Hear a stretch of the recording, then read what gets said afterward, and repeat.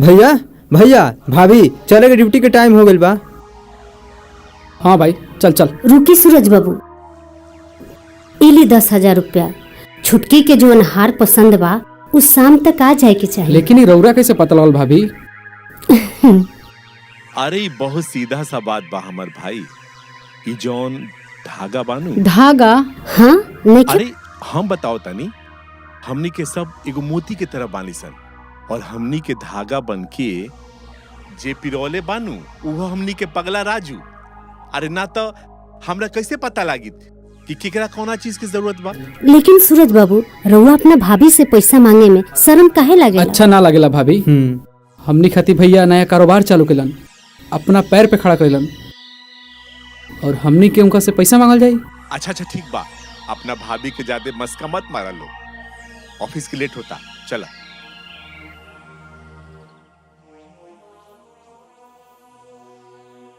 राजू, ए राजू,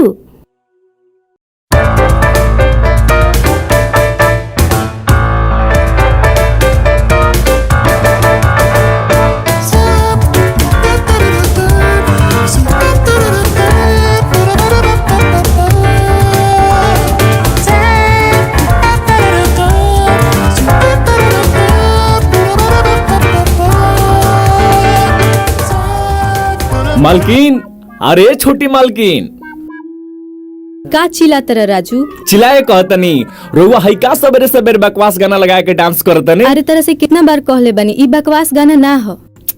देखी रउआ ऊंच खानदान के संस्कारी लड़की हई, रउआ तो सबेरे सबेरे उठ के पूजा पाठ करे के चाहिए। अरे बस बस बंद करो अपन एक्टिंग। अरे छोटी मालकिन रउआ मालूम नहीं खे ई एक्टिंग एक दिन का रंग लाई। हम तो कहतनी कि रउआ आजे हमरा से ऑटोग्राफ ले ली, ना तो कल हम स्टार बन जाए आ लड़कियन के लाइन हमरा पीछे लागल रही और रउआ पीछे ही रह जाए। अरे बस बस अब तू जा। ठीक बा मालकिन, हम जाए से पहले ही कहतनी हई दूध रउआ पी ले।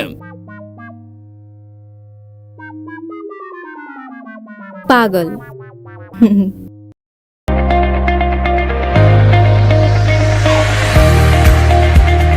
राउर जीत पक्का बा।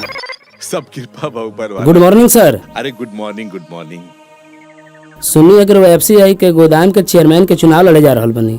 हाँ हो, चुनाव तो लड़ता नहीं, मगर नागराज के सामने कितना वोट मिली वो समझ में नहीं आवत। अरे सर 2 गो वोट के तब पक्का वादा बा।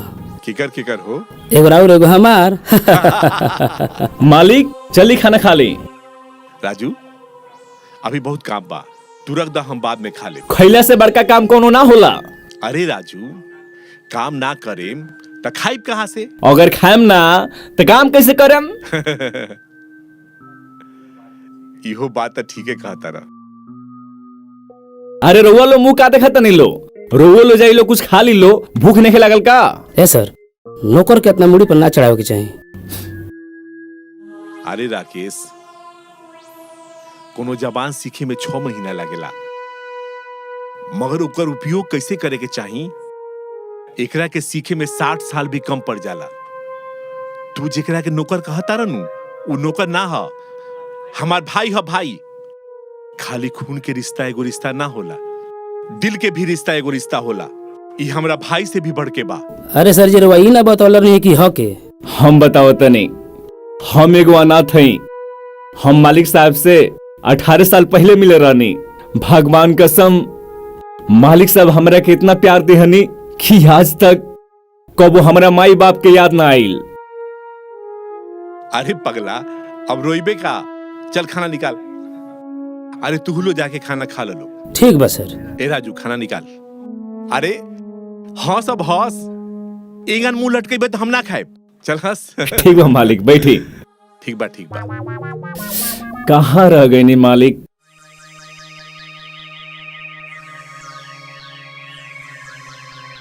का मालिक अभी काय खातिर रहनी सवेरे आईती? राजू हरी का राजू के लिए बने, शाम से 3 बार खाना गरम कर चुकल बने। अरे भाई हम तहरा लोग से कितना बार कहले बानी कि खाना पर तू लोग हमारे इंतजार मत करी हलो, तू लोग खाना खा ली हलो। बड़का भैया कबो ऐसन भइल बा कि रउआ बिना हमनी के खाना खैले हो कि सन? भैया सूरज को पश्चिम से उगल बा ना कबो उगी। राजू जा खाना निकाला। ठीक बा मालकिन। अरे ज्योति, अब तो तू ये घर में कुछ ही दिन के मेहमान बारू। काहे भैया, हम कहीं जात बनी का? अरे एकदम सीधा सा बात बा, अब तुम्हार शादी होके वाला बा। साचो? हाँ साचो। अर्जुन सिंह के लड़का बारन राजेश, उनका से अपना जूही के शादी तय कर दिले बानी। वो तो बहुत अच्छा लड़का बड़न, और उनका के हमने के जन्म बहुत सुंदर वहाँ के बानी। हमार राय तो ये बा। ए तू अपन राय अपना पास रख, हमरा तो ज्योति के राय जाने के। भैया हमरा अबे शादी नहीं करे के। ए मालिक, जब लड़की मुस्कुरा के ना कहे तो समझ जाके चाहिए ओकर हाँ बा। राजू। अरे मालकिन, हम तो और वकालत करता नहीं। ए भाभी, कह नहीं अपना मुंह के ढक्कन बंद रखो। ए मालकिन, अगर राउर बात मालिक मान ली तो बहुत दिक्कत हो जाएगी। रुका ताहरा के बताओ। अरे बचाइए मालिक। अरे अरे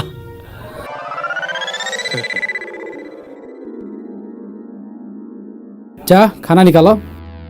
अच्छा।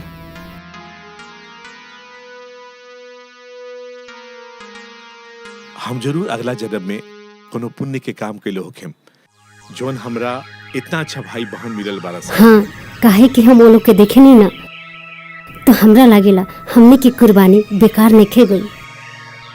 जानतर सुने ना, जब हम अपना घर के नाम स्वर्ग रखनी तो हमरा ना मालूम रहे कि तू हमरा घर में आईबू और एक घर के स्वर्ग बना देबू।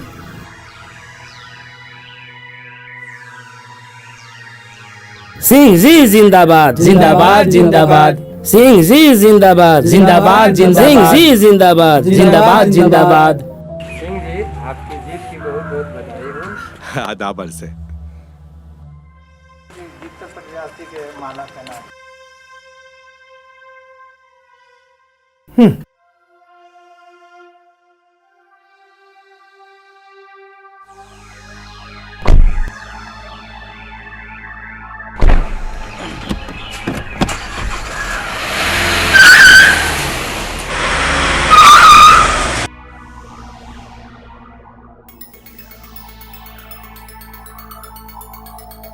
नमस्कार नागराज जी।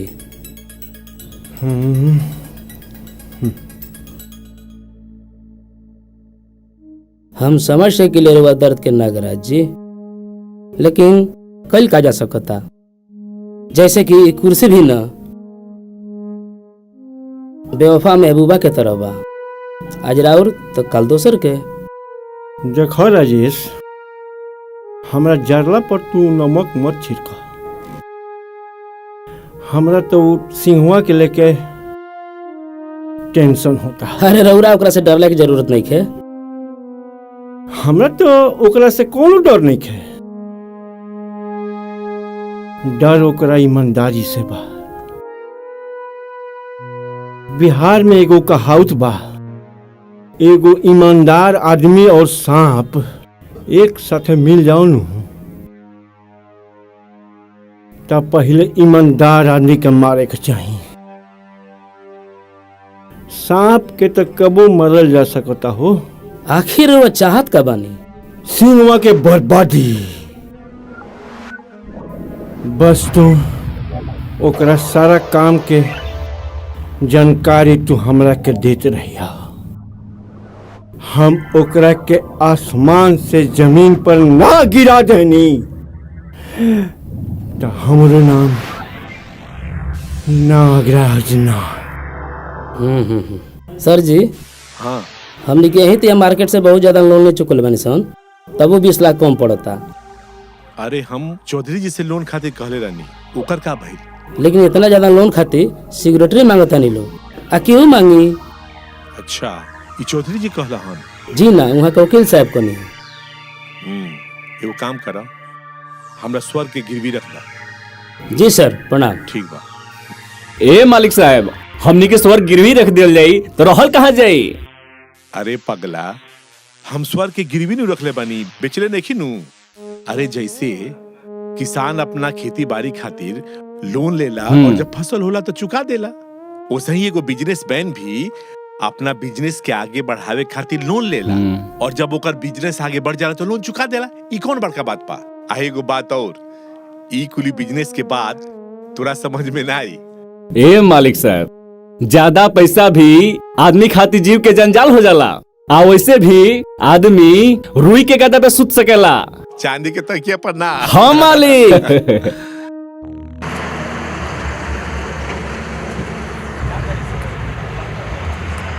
हाँ हाँ, ये बात तो सही। देखिए सर, वर्कर बहुत खुश बा लोग, हाँ, सब बहुत अच्छा से बढ़िया काम करता लोग। हो जाई। हाँ।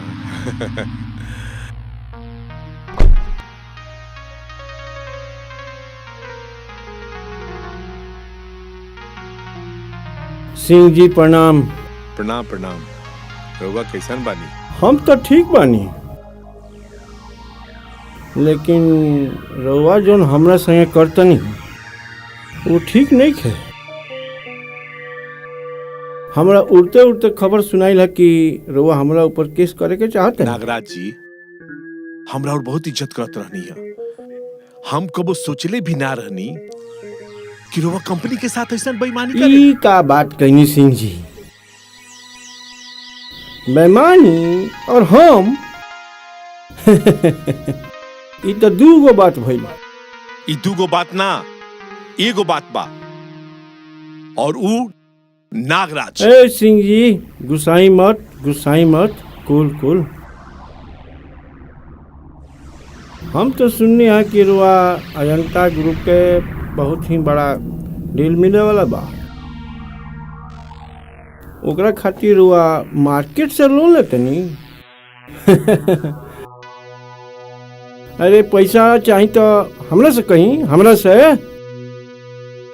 अरे हम कोनो इंटरेस्ट ना ले, टेंशन मत ले, ठीक? घुस दे चाहता रे। ई थप्पड़ कंपनी के साथ और बेईमानी के इनाम बा, याद रखिए नागराज। सिंह जी वो तो बड़ा खतरनाक बा। ई थप्पड़ हमरा गाल पर ना, हमरा दिल पर मरले बड़े, दिल पर। एकर बदला तो हम ऐसा लेब कि ते अपना 60 जन्म तक याद रखबे।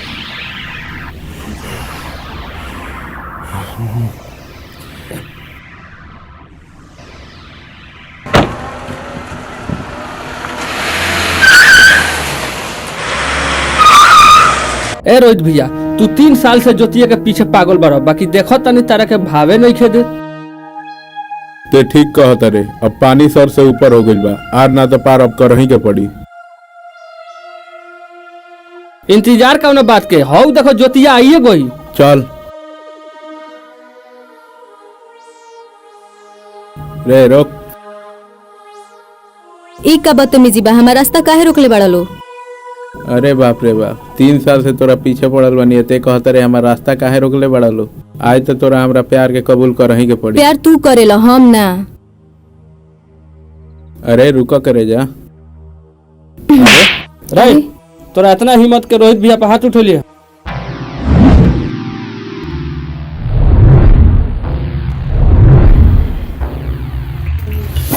ई कौन हरे? मार एकरा के।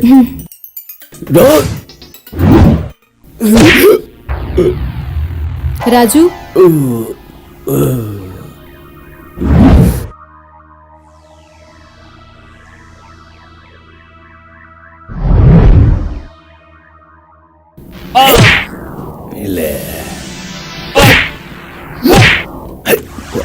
उठ साला, हल्की छड़ देते हैं।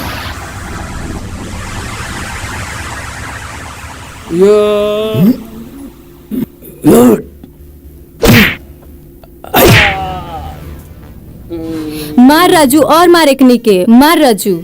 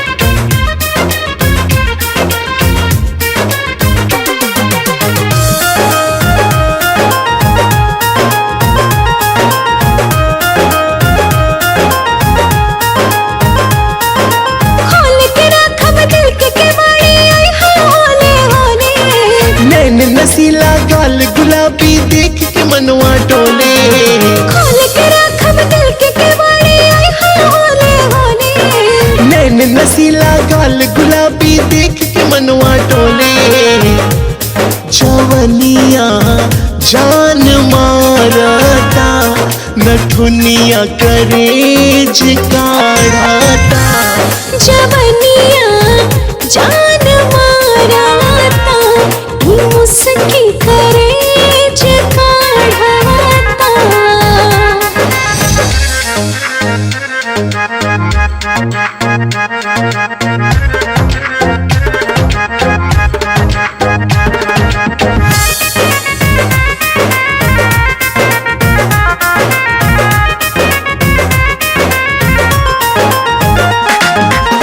रात कट जाला राजा तोहरे इंतजार में पागल बनोले बाड़ू हमरा के प्यार में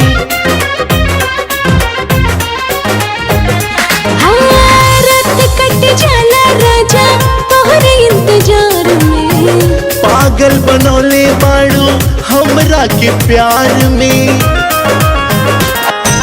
जबले तोहके देखी ना हमरा ही अखियां खोले ओठ रसीला कमर कमानी देख के मनवा डोले जवनिया जान मारता नठुनिया करेज काढ़ाता जवनिया जान मारता ये मुस्की करेज काढ़ाता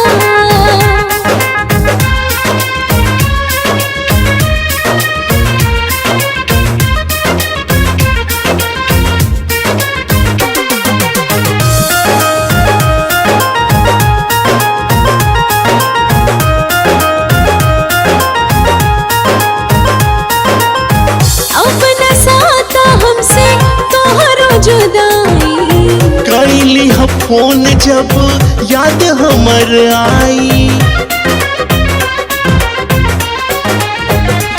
अपना साता हमसे तोहरो जुदाई कैली ह फोन जब याद हमर आई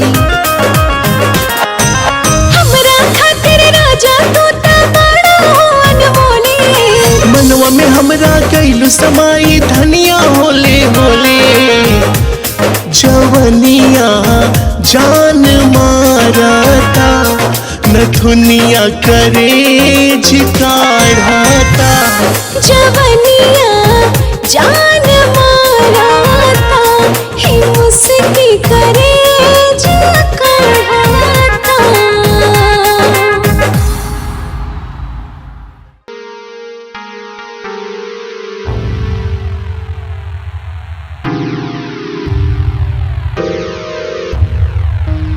इतना देर तक कहाँ रही हो?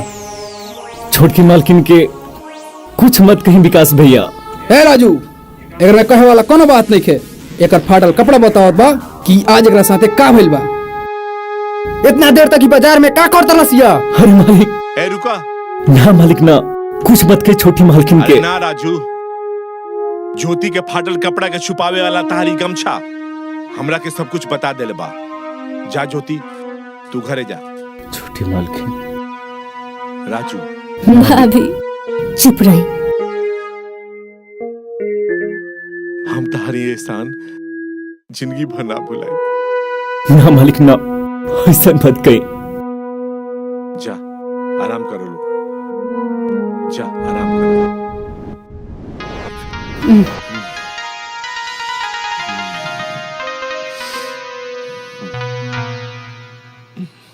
ए जी, रउआ कहे तो कल पंडित जी के बुला के बबनी की सगाई करवा दिहल जाओ। ये तो तू ठीक कहता रू।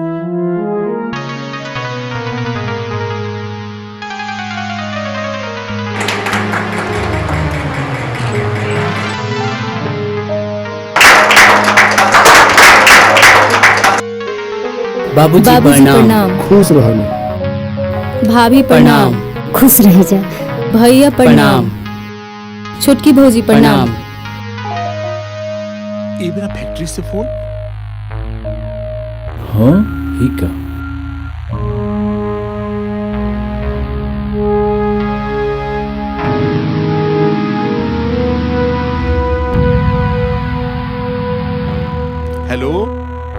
भाई राजेश? आग लगे सर। कहाँ? मालिक है मालिक साहब, कहाँ हो गई? फैक्ट्री में आग लग गई राजू। कहाँ? बहुत बहुत बधाई नागराज जी, रुआ अपने मकसद में कामयाब हो गई। ना राजेश ना, अभी तो ओकरा के हम जख्म दिले बानी, ऊपर नमक छिड़कल अभी बाकी बा। अभी तहरा सिंहुआ के बहुत कुछ सहे के पड़ी, बहुत कुछ।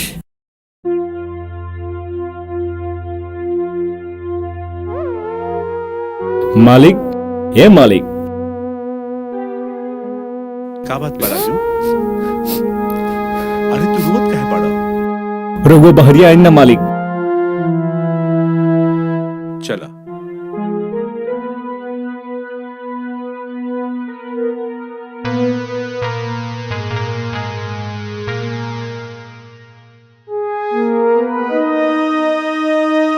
राजू तू जा।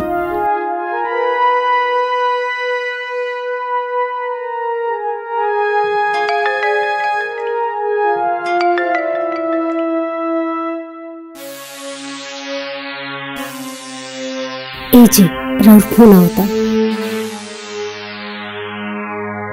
हेलो, का बात बा अर्जुन सिंह जी? रुआ सगाई की मिठाई काहे वापस कर देनी? जब बेटा वाला शादी ना करी तो मिठाई वापस न होई सिंह। सिंह? जब राहुल के ज्योति पसंदे नहीं खे तो मैं हम का कर सकतनी? बात बहुत सीधा बा अर्जुन सिंह, हमार टाइम बहुत खराब चल रहा बा, लेकिन इस सब में हमरा बहन के का गलती बा? ओकरा की इतना बड़ा सजा मत दो। Sorry sorry. का भइल जी? सॉरी बोल के फोन काट देलस। वो कहता रहे कि राहुल के हमार ज्योति पसंद नहीं थे, ये शादी नहीं खे हो सकता।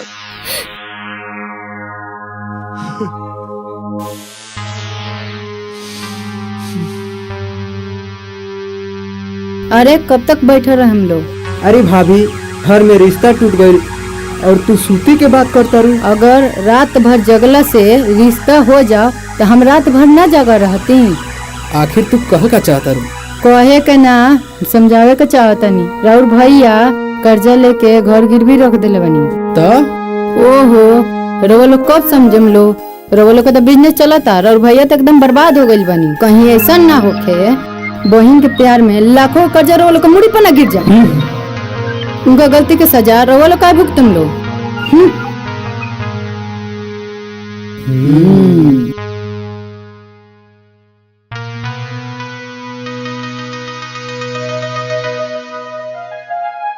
प्रणाम। प्रणाम सिंह जी, प्रणाम। सिंह जी हमारे पैसा मिल जाई। अभी तक पैसा दिहल बहुत मुश्किल बा, लेकिन रउआ लोग हमरा पर भरोसा रखी। रउआ लोग के पैसा डूबी ना, हम एक एक पैसा वापस कर दे। रउरा ईमानदारी पर तो शैतान भी शक ना कर सकेला। सिंह जी ये पेपर पर दोनों भाई से सिग्नेचर करा दे दी तो हमने के भरोसा हो जाए। ठीक बा। हाईली साइन करा दी। ठीक बा, रउआ लोग चाय पी, हम साइन करा के होता।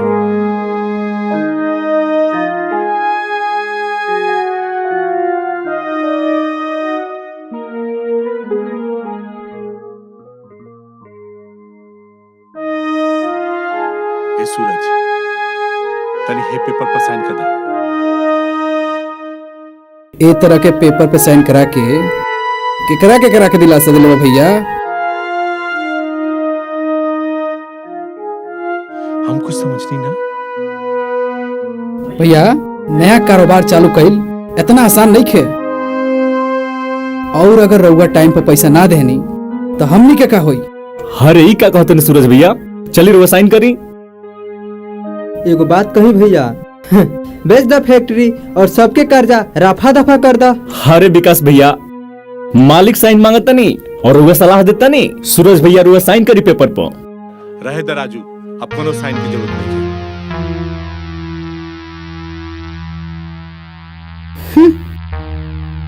चला चल।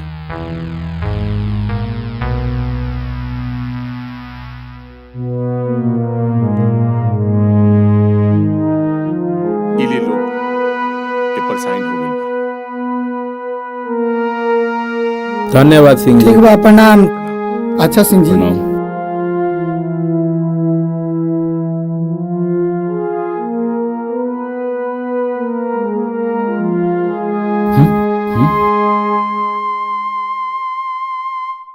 राजू, आज हमरा खाए के मन नहीं खे। मालिक, अरे वाह सूरज भैया, विकास भैया, आखिर में रोलो भगवान के रिकॉर्ड तोड़ी देने लो। रउआ लो पश्चिम से सूरज उगाइए देने लो। हरे जौना भाई के इंतजार रुआ लो, खाल तक रात रात भर करते रहने लो। और आज अरे तो का हो गल, एक दिन खाइए लेनी संता। अरे ना मुस्कान बाबी ना, खाली केहू की इज्जत के आसमान पे बिठा के और जमीन पे गिरावल अच्छा बात ना होला। राजू, ज्यादा बकवास मत करो। जोन हमनी के फर्ज बा अच्छा से जाना तनी सन। बहुत अच्छा से निभाओ तनी लो अपन फर्ज। हरे बड़ भाई के गला में कर्जा के फंदा बा, अब भाभी के गला में हीरा के हार। अरे हमरा तो शौक लगा था, रउआ लोग के शरीर में खून बाकी पानी। राजू,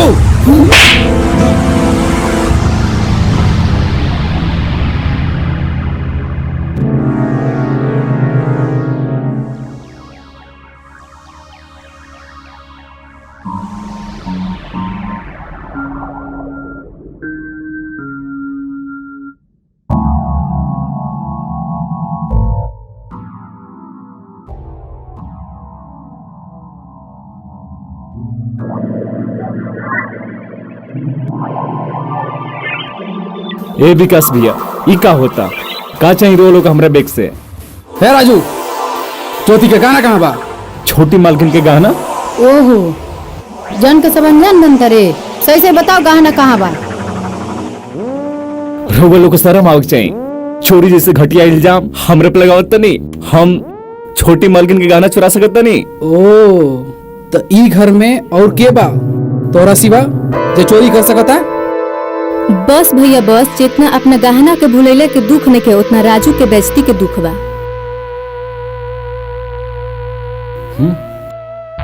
तोहरे नु चैन है ज्योति।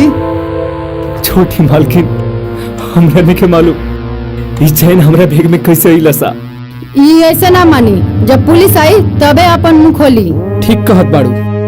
अरे रुका, अभी हमरा दरवाजा पर पुलिस के बुलाला की कोनो जरूरत नहीं है। लेकिन भैया, अरे अभी हम जिंदा बानी अपना घर के छोट मोट झगड़ा के सुलझावे खातिर। मालिक देखी यहाँ लोग के, ये लोग कहता नहीं कि हम छोटी मालकिन की चैन चुरा ले बानी। राजू, बाकी के पैसा कहाँ बा राजू? का पूछनी मालिक? बाकी के पैसा कहाँ बा राजू? मालिक, रूह एक छोटा सा बात पूछ के बहुत कुछ कह देनी मालिक, बहुत कुछ कह देनी। देख राजू, गलती हर इंसान से होला, तोरा के कुछ ना कहे। बताओ बाकी के पैसा कहाँ बा? मालिक, रहुआ ऐसा बात पूछ के बहुत कुछ कह देनी मालिक, बहुत कुछ कह देनी। बात के आगे बात बढ़ाओ राजू। बात तो अब आगे बढ़ गई बा मालिक। अब जब पुलिस आई हमरा के मारी तबे हम बताए कि बाकी के गाना हम कहाँ रखले बानी मालिक। मत कह हमरा के मालिक। एक तरफ ते मालिक कहता रे, आज वही मालिक के इज्जत के ते माटी में मिला देले। अरे हम तोरा खातिर का ना कइनी, मगर ते ओकर भैया ये का करतनी? तू हट जा ज्योति, हमरा अपना फैक्ट्री के चलना कितना दुख ना भाई जितना आज हो रहल बा। निकल जो हमरा घर से। मालिक, ये घर से क्या, ये पूरे गांव से हम निकल जाए। आज हमें समझ में आ गई हमारे जैसा नाथ की क्यों ना होला मालिक। निकल जो, आज के बाद तेजा दिखाई दे लेनू तो हमार बड़र मुंह देखबे। ना मालिक ना, हमारे जैसा नाथ के रहुआ अपना दिल के दुख मत दी, हम चल जाए बेजू से। देखा राजू, भैया के बात के बुरा मत मनिहा, भैया तरह से बहुत प्यार करेले। वो हमरा दिखला हमरा से कितना प्यार करे नहीं। हमरा बुझा गई ये अनाथ के दुनिया में क्यों नहीं खे। का भइल राजू, काहे रोता रहो? अरे छोटी मालकिन रुआ हमरे से बात काहे करता नहीं? थप्पड़ भरी थप्पड़ काहे अरे काहे राजू। कि हम चोर बानी चोर। ये सब का बकवास बा? ये बकवास ना मालकिन, जब हमने सूरज भैया थप्पड़ मरला तो हमरा बुरा ना लगला मालकिन। और रही मुस्कान भाभी हमरे के चोर कहलिए चोर, तब वो बुरा ना लगला सा। लेकिन जब मालिक हमरा के थप्पड़ मरनिया हुई ना, बल्कि हमरा दिल पे लगला सा मालकिन, दिल पे लगला सा। मालिक तारा के थप्पड़ मरनी हाँ?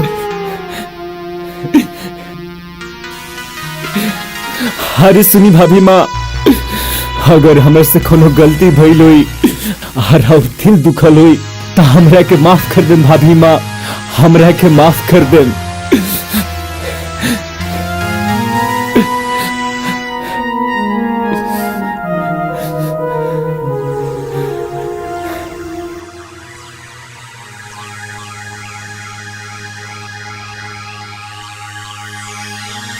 ये हम का सुनत बानी? रुआ राजू पर हाथ उठैनी, ओकरा के घर से निकल जाए के कहनी हो। रुआ ऐसे सोच भी कैसे लेनी अपन राजू चोरी कर सकेला? अरे भगवान भी आके कहियो तो हम विश्वास ना कर सकीले। रुआ कैसे कर लेनी?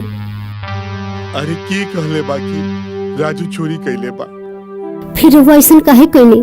सीधा सा बात बस सुने ना, हम सब कुछ बर्दाश्त कर सकता नहीं, मगर राजू के केहू चोर काहे हम ही बर्दाश्त नहीं कर सकते। बहुत मुश्किल से समझोले बानी हम अपना ही दिल के, बहुत मुश्किल से उठोले बानी हाथ, बहुत मुश्किल से काले बानी के निकल जो हमरा घर से। लेकिन रुआ ये तो सोची वो रही कहाँ? अरे दुनिया बहुत बड़ा बस सुने ना, वो ना, जाके जी ली, रुआ ये ठीक ना कहनी हो। कहे जाके जी ली। धर पकड़ तब, धर भागल, धर धर ना, रे लोग पकड़ साली के। अरे साला हई ना देखा लड़की छेड़खानी करता रसन।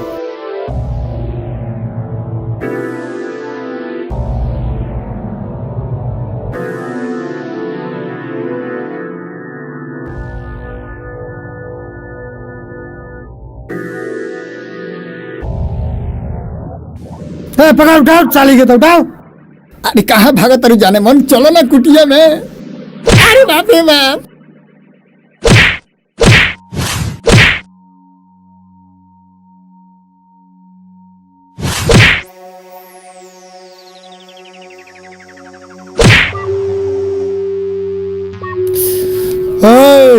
कट कट कट कट कट। अरे कौन है यार ये, कहां से आ गया? पूरा सीन खराब करके रख दिया। असिस्टेंट, अबे तुम वहां छाता लेके खड़े हो, यहाँ डायरेक्टर धूप में मर रहा है, चलो यहाँ। ए महाराज, इतना बढ़िया शरीर लेके कट कट करता नहीं, रुआ है लड़किया की इज्जत न बचावे के चाहिए। अरे यार यहाँ शूटिंग चल रही है, फिल्म फिल्म समझ रहे हो ना, फिल्म की शूटिंग चल रही है। अरे सर हम जाने की सही में लड़किया की इज्जत लूटता लो, हमारे को माफ कर दी सर। कोई बात नहीं यार, लेकिन फाइट बड़ा अच्छा किए हो तुम, फिल्म में काम करोगे? ठीक बा, तब हम जाता नहीं, तब एक से शूटिंग करा ली। चल साला चल, छाता क्या लेवल बड़ी रे। बात सुनिए, प्रोड्यूसर ने आप पर पैसा लगाया है, आप ऐसा करेंगे तो कैसे चलेगा? ना ना, बहुत बढ़िया फाइटिंग करता, तो वो करे से करा ली। चल चल चल, छाता लेके चल। अरे जा रहे हो तो एक बात सुनो, तेरे जैसे 2 कौड़ी के आदमी को अगर मैं सड़क से उठा के स्टार बना सकता हूँ तो इसे भी मैं हीरो बना सकता हूँ, और एक दिन मैं बना के दिखाऊंगा और तू देखेगा। तुझे रुला नहीं दिया ना तो मेरा भी नाम डायरेक्टर किशन कुमार नहीं, मैं बनाऊंगा इसे हीरो। बहुत अच्छा काम किया है तुमने, अब तुम्हारे साथ काजल की जोड़ी बनेगी। लेकिन सर फिल्म हम एक्टिंग का होला हमारे हियो नहीं क्या मालूम। चिंता क्यों करते हो, मैं हूं ना। भोजपुरी इंडस्ट्री को एक बहुत बड़ा सुपरस्टार मिलने वाला है, मैं दूंगा भोजपुरी इंडस्ट्री को वो सुपरस्टार, और तुम बनोगे भोजपुरी इंडस्ट्री के सबसे बड़े सुपरस्टार। कैसा लग रहा है? बहुत अच्छा सर। देखो ये स्क्रिप्ट है जी, और सीन कुछ ऐसा है कि तुम एक बड़े मालिक के घर के नौकर हो, वो तुम्हें अपने बेटों से भी बढ़ के बहुत ज्यादा प्यार करता है जी, लेकिन वो मालिक तुम्हें अपने बेटों की वजह से अपने घर से निकाल रहा होता है, समझ रहे हो सीन? जी सर।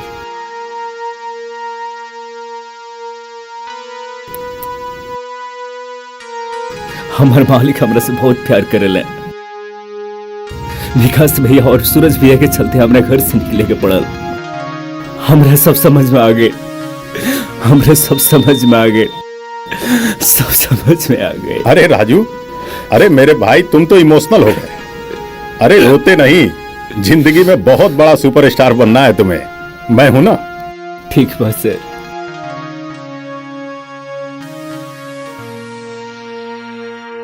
ज्योति वही रुक। गठिया नौकरी करके हमरा खानदान पे धब्बा काहे लगावता रे? हमरा नौकरी कोइला से रोरो लोगिन के खानदान के इज्जत जाता और इजन बड़का भैया के सरकारी अस्पताल में इलाज करावता नहीं से कुछ नहीं के हो। ज्योति तू हद से ज्यादा बोलत बड़ू। ई हद पार करी रोरो लोगिन से सीखले बानी। चोरी के हुआ और कोइलस और घर से निकालल गई राजू, तो अब ई हद कहाँ गई रहे? ज्योति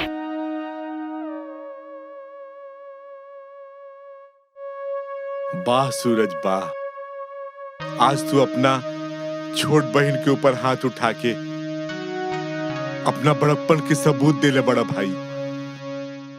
अरे सीधा सा बात बा ज्योति, ते बरसों से जौना भाई के हाथ पर राखी बांधत रहले हा, आज तोरा ओकर इनाम मिल गइल बहिन। अरे कमबख्त, जौन बहन के हम आज तक घूर के ना देखनी, ते ओकरा के थप्पड़ मार ले। केहू बदतमीजी पे उतर जा तो ई कोई बहुत जरूरी बा। अरे ना भाई ना, वो कोनो बदतमीजी नहीं के कइले। अरे ई तो तारा लोग के खाली आईना दिखौले बिया। अरे बेचारी के का मालूम रहे कि तू लोग अपन असली चेहरा देख के इतना चिढ़ जाइबा। आखिर तू कहल का चाहत रहा भैया? सीधा सीधा बोला ना। अगर वो हमनी से इतना नफरत बा तो अभी तक हमनी से रिश्ता काहे जोड़ले बनी? काहे कि तोहनी के मुँहत माई के वचन देले रहनी आ तहनी लोग के आंख में आंसू ना आवे देहनी, लेकिन यहाँ के का मालूम एक दिन तू लोग खून के आंसू रोई बोलो। अरे तारा लोगन खातिर यहाँ के का ना कहनी, इतना जल्दी भूल गई। भूलत तो रहुआ बानी भाभी। 15,000 रुपया जौन लाया के भैया बिजनेस चालू कैले रहनी, उ पैसा केहू और के ना हमारा माई के रहे। रुआ लोग तो 2 वक्त की रोटी खा लेने लो, लेकिन ये सोचले बानी कहाँ से आवेला। जितना होता हमनी से उतना तो करते बानी सन, लेकिन भैया हमनी के तो सुकून न छीनी। हम तारा लोग से कुछ छीने के लेके चाहत, मगर एक अधिकार छीने के चाहता नहीं। सुने ना, जब हम मर जाए नू ते दोनों के हमरा चिता के आग मत लगावे दी। वैसे भी भैया ई हक संतान के होखेला और भौजी के तो कोनो संताने नहीं है।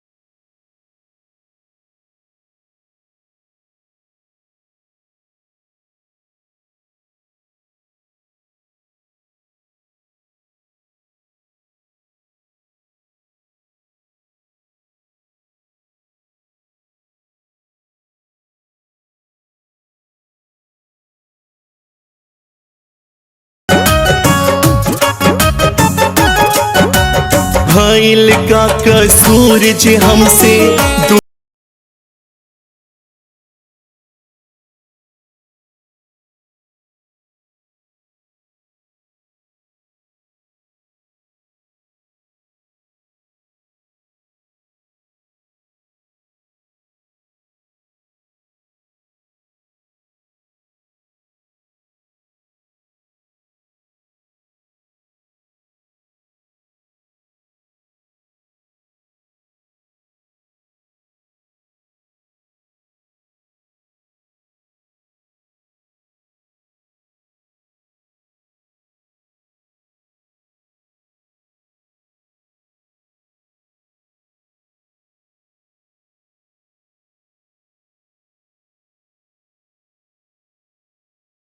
जाया।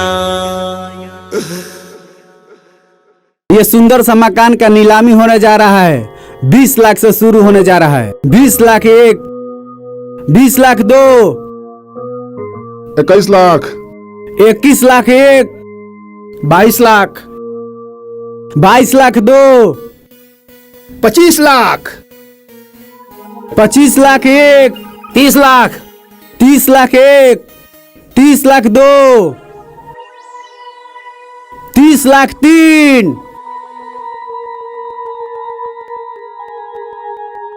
हेलो नागराज जी, 30 लाख में फाइनल हो गए। बहुत बढ़िया।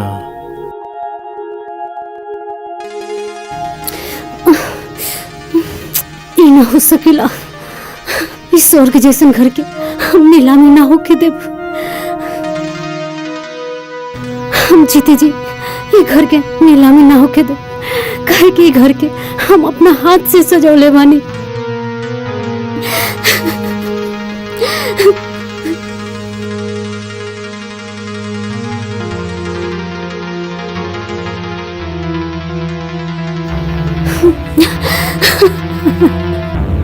सुनैना, सुनैना, सुनैना।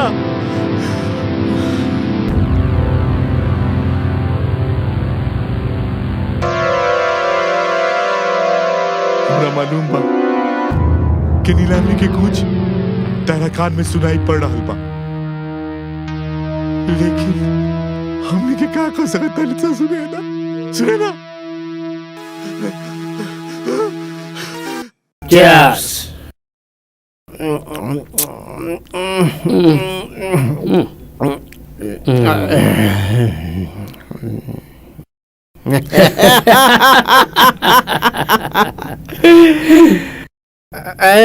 राजेश, आदेश प्रभु। तो बड़ी कामयाब भैया। आशीर्वाद बराबर। लेकिन देखो, सब काम तो होता, एक काम अभी अधूरा बा। आदेश कर जाओ सरकार। ऊ जे हो जाए नू तहिया खूब जम के पार्टी हुई।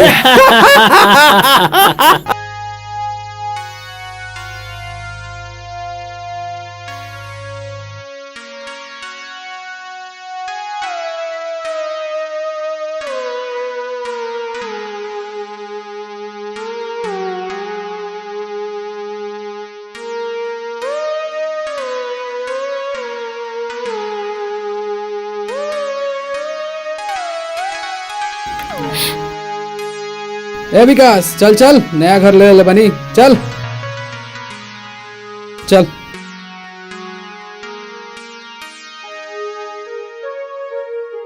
अरे ठीक है, हम बात करते हैं राजू से।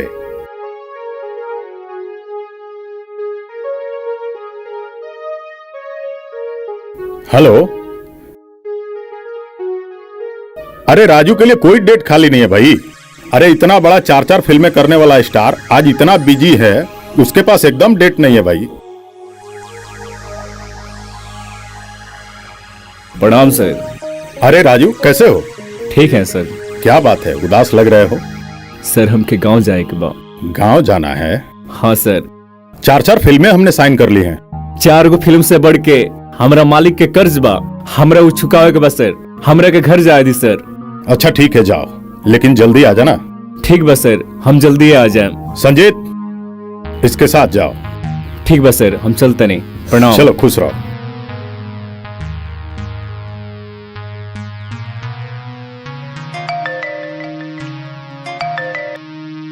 हेलो। हेलो नागराज जी, रउआ पास एगो स्वर्ग नाम के घर बा, हम ओकरा खरीदे चाहता नहीं। ना ना, हम ओकरा के बेचे के नहीं चाहत ना। अरे एक बार सोच ली, मुंह मांगा रकम मिली फिर भी ना बेचे। 50 लाख। ना भाई, का परेशान कैले बड़ो। 60 लाख। ना ना यार, का तंग कैले बड़ो। 80 लाख। सुनी ना, तब सुनी सवेरे अपना आदमी के भेज दी, सब कागज पत्र हम तैयार कर देब। हाँ हाँ ठीक। अरे नागराज, तू इतना टेंशन मत ला, हमारा आदमी तारा घर पेपर लेके पहुंच चुकल बा, बस तू साइन कर दो। मालूम कैसे भैया कि हम 80 लाख में तैयार हो जाए। अरे नागराज, हम जाना तनी के कितना औकात में बा।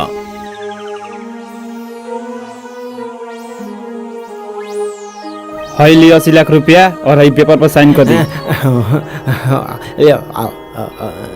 अरे नागराज जी, फैक्ट्री में आग लग गई। अरे भाग गई हो। भाग गई दादा।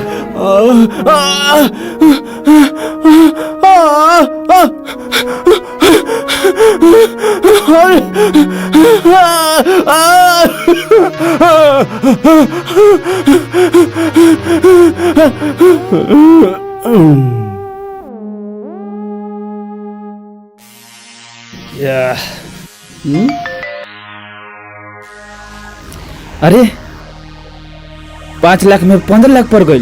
वाह, हमार तो भागे खुल गई। चल तनी कालो 5 लाख रुपया लगाएम और फिर 15 लाख रुपया जीतेम। हे भाई, हमरो लॉटरी लगा दो। ना ना ना, ई राज सबके खातिर नहीं खे, ई प्राइवेट बावे। हे भाई, ये सुना, हमरो लगवाई दो।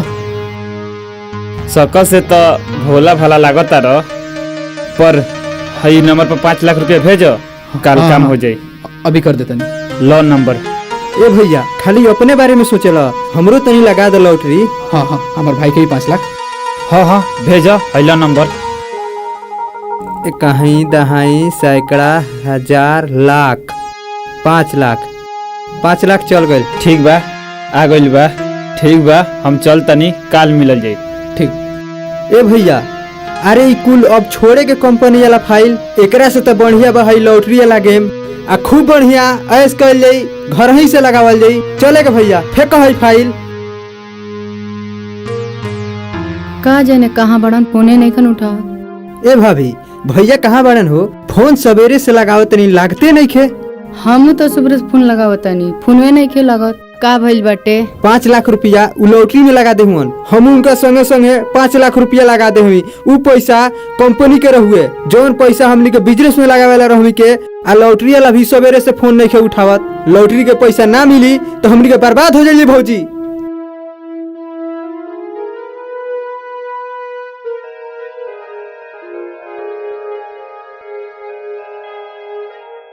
का बात बा राजीव भैया, बहुत उदास लागता रह। अब तो तू सब दुश्मन से बदला ले लो, अब तो तेरा खुशी मनावे चाहिए। अरे संजीत, जेकरा खातिर ये सब कुछ कही नहीं, वह हमारे साथे नहीं खे। मालिक साहब के छोटी मालकिन के ना जाने कहाँ कहाँ खोजने, पता न कौना हालत में हुई लो। अब हम का करी, कुछ समझ में नहीं आवत। सुनो संजीत। बोला भैया। जहाँ से हमरा के मालिक साहब अपनौले रहनी, कल वही मंदिर में हमने के चलल जाई। ठीक बा भैया। ठीक बा, जा तू आराम करो।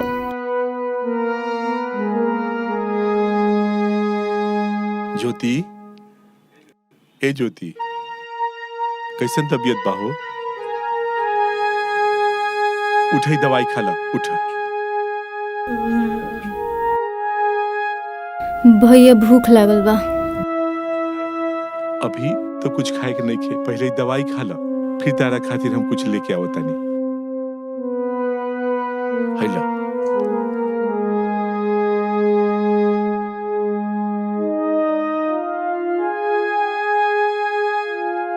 अब तू आराम करा, आवा। तू सुता, हम अभी कुछ तरह के खाए खातिर लेके आवता नहीं।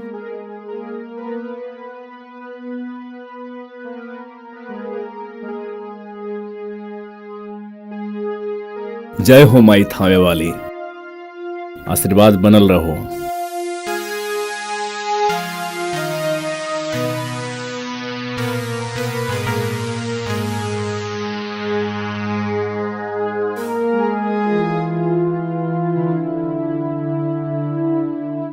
राजू, मालिक साहब के ही भेस। मालिक साहब, मालिक साहब, मालिक साहब। राजू, राजू, ये अब का देगा ताली मालिक साहब। अरे उठा राजू, मालिक ये सब का हो गए मालिक, ये सब का हो गए। अरे तोरा गइला के बाद तो हमर किस्मत है हमरा से टूट गइल राजू। तू मन काहे भी हमरा के छोड़ के चल गए। हमरा मालूम चलल मालिक, हमरा मालूम चलल ज्योति मालकिन कहाँ बड़ी मालिक। चला साथे चल।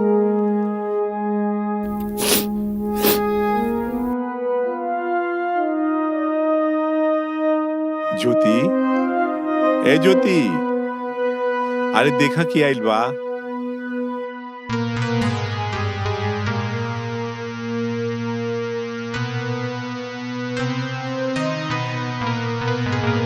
अरे ओजे से खाली देखबू कि घरहू लेके चलबू। चली मालिक, घरे चली।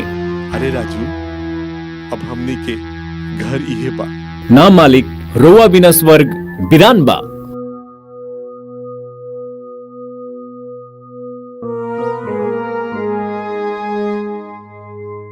राजू, इनका लोग हम लिखायल बन मालिक साहब।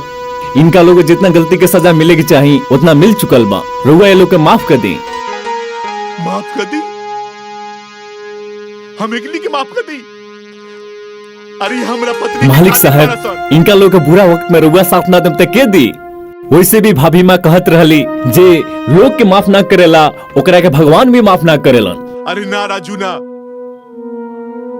हम लोग के कब्बो माफ नहीं कर सकत। अरे एक जन्म का हम 7 जन्म में माफ नहीं कर सकत। चाहे भगवान जी एक खातिर हमरा के नरक में जगह दे देस। राजू, ये लोग से कहता अभी के अभी हमार घर खाली कर देस। अरे हमरा घुटन हो रहल बा राजू।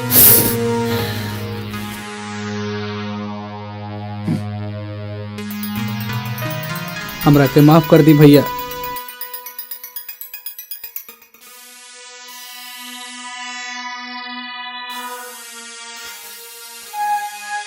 माफ कर दी भैया, कैसे रोने भुला गनी माई के वादा। बेटा तू आज हमरा से एगो वादा करा, अपना भाई सन के अपना बेटा से बढ़ के मनवा। मालिक, भैया का हो गइल भैया? मालिक साहब, का हो गइल रुआ भैया? मालिक साहब, मालिक साहब, भैया, भैया, ये रुआ खाओगे मालिक साहब। मालिक साहब, मालिक साहब खाओगे रुआ, ये रुआ खाओगे मालिक साहब। मालिक राजू, तू हमरा ज्योति के ख्याल रखिए। सुनेला? मालिक, मालिक, मालिक, भैया, मालिक, भैया, मालिक, अब रही छोड़ के करूँगा कहाँ जाए करे। अब रखे राजू करके क्यों बुलाइए? मालिक, मालिक,